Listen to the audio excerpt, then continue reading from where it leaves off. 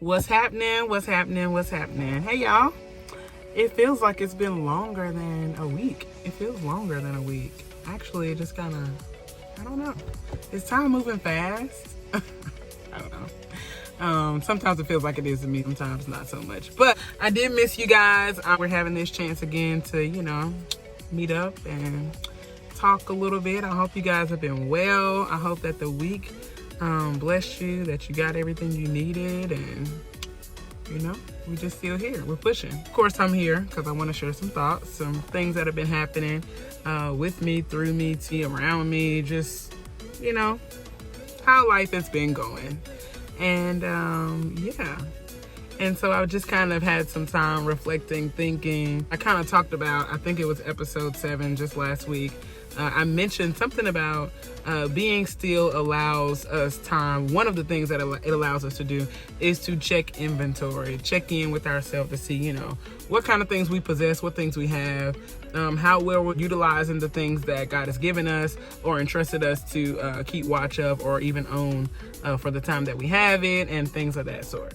And so, of course, I had to think for real. I had to really ask myself, am I being a good steward or owner of the things that God has trusted me to have? Typically, my mind would want to go to monetary things or material items.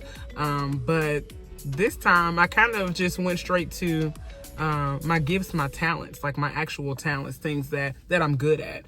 And how much of it am I actually using just for good in general, not necessarily in church or just using it at all, seeing it as something valuable enough to display for the world to enjoy or to serve as a need or whatever. How much of what I'm good at am I actually using or utilizing? And I'm good at a lot of stuff, guys, but I wasn't too impressed with how much of it that I'm actually using on a consistent basis to even be known for being good at it. And so I personally felt like that was disrespectful. I don't know about you, but if you think about how many things that you're good at, let's just say, I'll use singing, for example. I do sing. There are quite a few places that I sing. But there are quite a few places that I don't, or opportunities that I don't accept. And I guess the question is why? My why typically would be connected to maybe confidence or not feeling prepared enough, or most of it I would probably attribute to like confidence or just not feeling comfortable in the environment to display it or to show it. In other words, if it wasn't singing like in church or in particular ministries where I felt comfortable or whatever, or singing for like on assignment or something where I just felt like, okay, this is something I know I'm supposed to do, but to just use the gift, just use it because I haven't. No, I was very selective and almost like, I don't know, like it was mine to say when I'm going to use it and when I'm not going to use it, as if he gave me, that kind of restraint on it. Like, you can only use it when you feel it, or you can only use it. And it's like, no, that wasn't it. So singing was my thing, or is an area that I probably can track my resistance to show up and use it for good. Like I would just resist it, and mostly because of confidence, I would say. And it got to a point where people would ask me to, render a song or do this or whatever. And especially in like a private setting where it's just, just for fun, like just sing something. I would be like, no, I don't want to sing. It's like, why? And I was like, well, I don't feel comfortable. And after hearing myself say that over and over, eventually I got tired of hearing it. Like, girl, how long are you going to say you're uncomfortable or you're not ready or in a little while or not this time or whatever little jargon I came up with for that moment. And I got to a point where I'm positive Holy Spirit responded to me and was like, that's disrespectful. It is a disrespectful response for you to make excuses for what you've already been equipped to do. Like, how long are you going to keep saying that you're nervous, that you don't have the confidence for, or that you're uncomfortable? Is it gonna die in you? And I was like, man, that is kind of disrespectful. Like, I trusted you enough to carry the gift, but you don't have the confidence enough to use it. So what are we gonna do with it in your body if it's not gonna actually be, expressed outwardly? It's not just something cool to say you have if nobody ever sees it. So, I kind of got over that a little bit and started operating in that area, or that gifting, a little more boldly, expressive. The list of other stuff that I'm probably good at for real, that I'm not even going to name on this episode at all, because some of y'all be watching and y'all be trying to talk to me about it later, little party after the party. We're not doing that on this. You're not going to make me, I'm just playing. But there are other areas that I know I have to quickly grow up. You just got to grow up. You got to get over whatever that fear is, whatever that obstacle that's so easily besetting you, the sin or the weight, whatever it is that's keeping you from getting to your stuff, girl. And just being who God said that you need to be, just having that confidence that whatever he said that you can do, you really can do it. Like, you really can do greater works. He's expecting us to do more than even what he did when he walked the earth. Of course, there is no higher miracle than raising someone from the dead. Like, that's a priceless gift. But I think as far as our expansion and our reach and the amount of people that we should be able to impact with all the technology and networking and all the stuff that we do, we should be so much further along than even the accounts and the gospels that we read about. Like, that was the whole point in continuing for the kingdom to be advanced, is that I'm equipping you guys with everything that you need, whether it's gifts and talents or whatever, but it means nothing at all. Number one, if you avoid them processes that we talked about, you have no character, or you simply don't have the confidence that you can operate in the things that you have. We are literally born with everything that we need.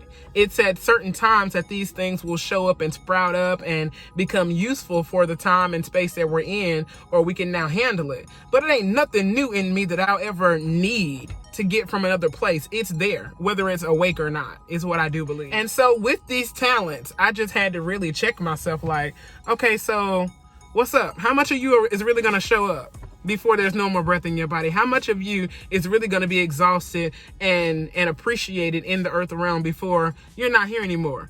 Are you going to die with your stuff, or are you going to use it?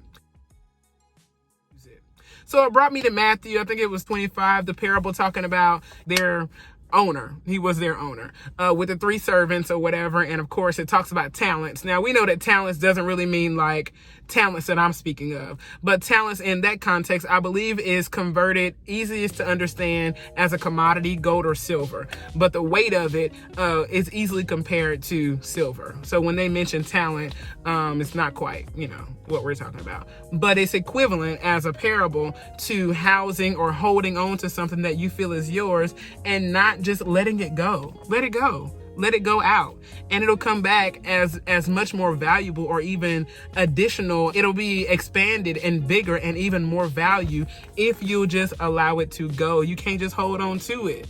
And we see that clearly with those 3 servants. 2 of them did the right thing. The last one thought he was doing it justice by holding on to it until the appointed time when that person came back, and he showed that I didn't abuse it. I didn't wasted. I didn't, I protected it. In his mind, he was protecting it and keeping watch over because it was so precious and valuable. But don't let your gifts and your talents and your value be so precious and so fragile that you feel the need to hold on to it in a manner that is unhealthy. And at the end of the day, nobody's pleased with it because nobody ever saw it or knew that you even had it. Simply be grieved. That's the word. Grieved at the fact that you died with all of this in you. For a fact, I have been to memorials where I'm hearing people speak. I'm hearing people talk about, this person was this in their youth, or they were good at this, or in only one community in their entire being did they show up and display this valuable talent that their families didn't even know about, that their friends, that other communities that frequent their presence never knew about them. And the response, the consensus that I observe from those that hear it is astonishment, disappointment, and a little grief. Because so much of you we never knew. I don't want the best of me to never be known, for people to never experience me. How is it that we boast in being crazy, just absolutely crazy. Like, we will flaunt the fact, yeah, I did it. I said I did it, or whatever. And we have this boldness about doing the thing that is wrong. But when it comes to showing up and presenting your best self so that the entire world can experience God's goodness displayed through you, that when they see you, that it's a reflection of his beauty, that the gifts and talents show up in the manner that says that has to be God, because Michaela can't do that in her own strength. And when they hear it or they experience it or see it, that it really is just like them opening the pages and reading of who he is, because it shows up in us. That's what it means to really show up and use those talents like those two servants did. And both of them came back. When he came back, both of them were able to show that I did the work, that I actually let this thing work for me, that I didn't hold on to it, that I let it go. I let it go because I wasn't worried about how it was going to come back. That reciprocity showed up even in their willingness to work. Reciprocity or reciprocation, but reciprocity really allows us to experience more if we're not stingy, or if we're not so fearful that this is all and nobody's going to receive it and it's not going to go any further than what I did with it. Shame on us for thinking that we're in complete control. I'm not even going there because, we go there a lot, the whole control thing. But I just really believe that there is so much inside of us, that we are talented, amazing, set apart, unusual people. And you put Holy Spirit with your natural talents and see, won't it just turn out to be much bigger than whatever you thought? See if you just attempt to try and not make excuses for why you're not showing your best self or your talented, moments or whatever God says. Nah, you cut for that. Like, you are built for that. Show up and operate fully in it. And it has no choice but to grow and to get bigger. And for more people to experience God through the goodness that he allows us to house. I just think that it's time. It's time for us to show up as our best selves, to not make excuses. And for God's sake, please don't hide. Don't hide it under, I'm protecting it. Protecting something and never using it is not the same thing. Because if you die with it being protected, you deceived yourself. And you let down somebody who probably needed to experience that part of you. Yep. And so when I really took that seriously and was like, there is nothing in you that you are not able to do. There's nothing in you that you're not able to do. If you trust your due process, if you believe that greater is he that's within you than he's that's within the world, that you have everything that you need, your belief system is strong enough to pull on whatever you don't have in order to execute what you think you don't have. It shouldn't be a thing where you can't do something that is already in you. That don't even make sense. So when I just kind of wrap my brain around, all right, girl, all right, you know that you have this. That's cute. But we're at a point now where I need for you to actually function in the thing that you know you have and the ability that you know you have. It's not okay to be a developed believer and never break the threshold of being functional. We just can't. We ain't talking about being hid behind the scene and, a hidden state. Yeah, we hit on that. We talked a little bit about that. This is not that. I'm talking about you have repeatedly made excuses why you're now not able to use what you have, and you are not in a hidden state. You're ready. You've done your work privately, and a hidden place is no longer comfortable for you. This is the time where you got to stand up, and you have to have the confidence and the courage to know that everything that has already happened has prepared you for such a time as now. And the universe waits on tiptoe for the kings and queens of the kingdom to come forth. That's where we are once we've done work in particular areas, and we can't sit on these gifts and talents. We can't. It's no different than Nehemiah getting off the wall. We cannot just simply act like, I'm good at it, but it don't matter. It's not a little known fact. That's not a little known fact about you. That's not what it means to have a talent or a gift. It's just to tell somebody about it and keep going as though it doesn't have any value or need. If you're aware, then it should have some action behind it. And so that's my petition right now for myself, is searching myself and stretching myself. I'm trying to stretch myself in areas that I kind of just subdue and, casually aware that I'm good at it, but I ain't tripping on that. No, I'm tripping on all of that right now. because if I didn't have it, it wouldn't matter. But since I do, it does. And so I have to treat it as such. So I pray this encourages you to push yourself on out there a little bit further, you know, whatever. It may not have even entered the earth yet, other than through you. You might be the first person who's talented in whatever it is that you're gifted to do. Or there might not be anybody around that can assist you or help you with it. So it don't matter what nobody got to say about it. Honestly, if you're pushing and you're available to God, I just don't believe that he'll allow us to fall flat on our faces.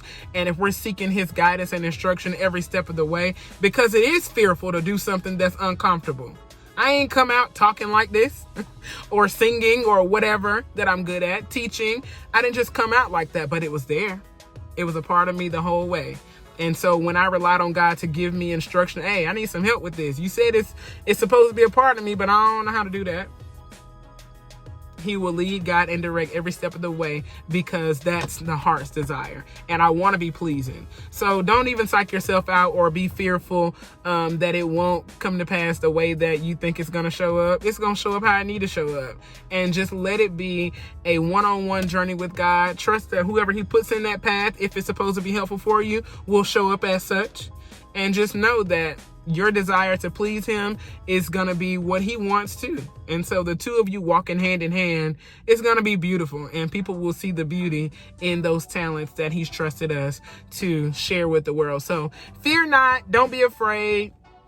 Forget about it. Just do it. Just do it. Do it. And I think it'll be great. So that's all, y'all. I love you. I pray that you are encouraged. Go out there and be your best self and show the people that not just America's Got Talent, but God's people got talent, or something like that. I love y'all.